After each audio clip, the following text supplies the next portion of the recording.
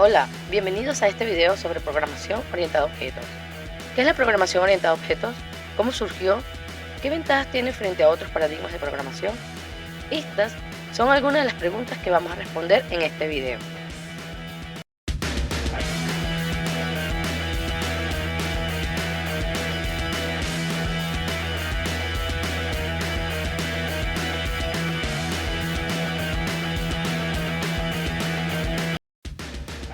La programación orientada a objetos es un paradigma de programación, es decir, un modelo o un estilo de programación que nos da unas guías sobre cómo trabajar con él. Se basa en el concepto de clases y objetos.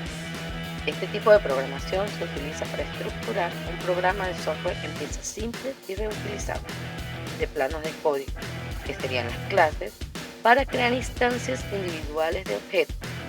Todo el programa de software se ejecuta haciendo que varios objetos interactúen entre sí para crear un programa más grande. La programación orientada a objetos se inspira en la forma en que percibimos y entendemos el mundo que nos rodea. Imagina que estás construyendo un sistema de gestión de una biblioteca.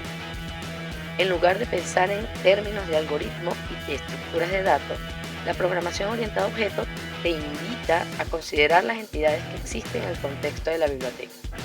Por ejemplo, libros, bibliotecarios y usuarios. En este enfoque, cada una de estas entidades se convierte en un objeto con propiedades, que serían los datos, y comportamiento, que serían las funcionalidades. Pero antes de entrar en más detalle sobre cómo son las clases de objetos, veamos un poco de historia de la evolución de la programación orientada a objetos. La programación orientada a objetos no es algo nuevo. De hecho, sus orígenes se remontan a los años 60 del siglo pasado, cuando aparecieron los primeros lenguajes orientados a objetos como Smula y Smalltalk. Estos lenguajes introdujeron conceptos revolucionarios para la época, como la herencia, el polimorfismo y el encapsulamiento.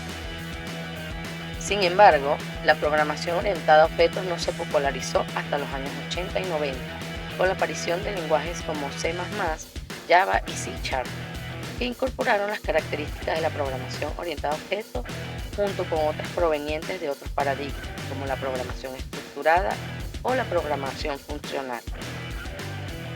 Estos lenguajes se convirtieron en los más usados para el desarrollo de software, tanto para las aplicaciones de escritorio como para aplicaciones web y móvil. Pero ¿qué tiene la programación orientada a objetos que la hace tan atractiva para los programadores? ¿Qué ventajas ofrece frente a los otros paradigmas de programación? Para responderte a estas preguntas, tenemos que comparar la programación orientada a objetos con otro paradigma muy extendido: la programación procedimental. La programación procedimental es un paradigma que se basa en la idea de dividir un problema complejo en sus problemas más simples, que se resuelven mediante funciones o procedimientos. Estas funciones operan sobre datos que se almacenan en variables o estructuras.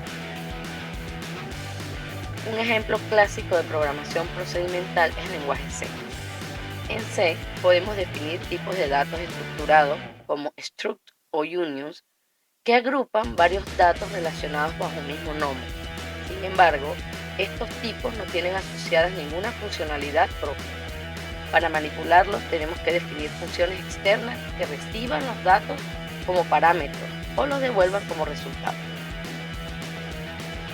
Veamos un ejemplo sencillo. Supongamos que queremos representar un punto en el plano cartesiano. Podríamos definir un tipo de dato struct que contenga dos campos, X y Y, que representan las coordenadas del punto. Luego, podríamos definir una función que calcule la distancia entre dos puntos, pasando los puntos como parámetros. El código de C sería algo como lo que te mostraré en este momento. Este código funciona correctamente, pero tiene algunos inconvenientes. Por un lado, el tipo de dato punto no tiene ninguna funcionalidad propia. Si queremos hacer algo con él, tenemos que definir funciones externas que lo reciban o lo devuelvan. Por otro lado, los datos del punto son públicos, es decir, se puede acceder y modificar desde cualquier parte del programa. Esto puede provocar errores o inconsistencias si no se hace con cuidado.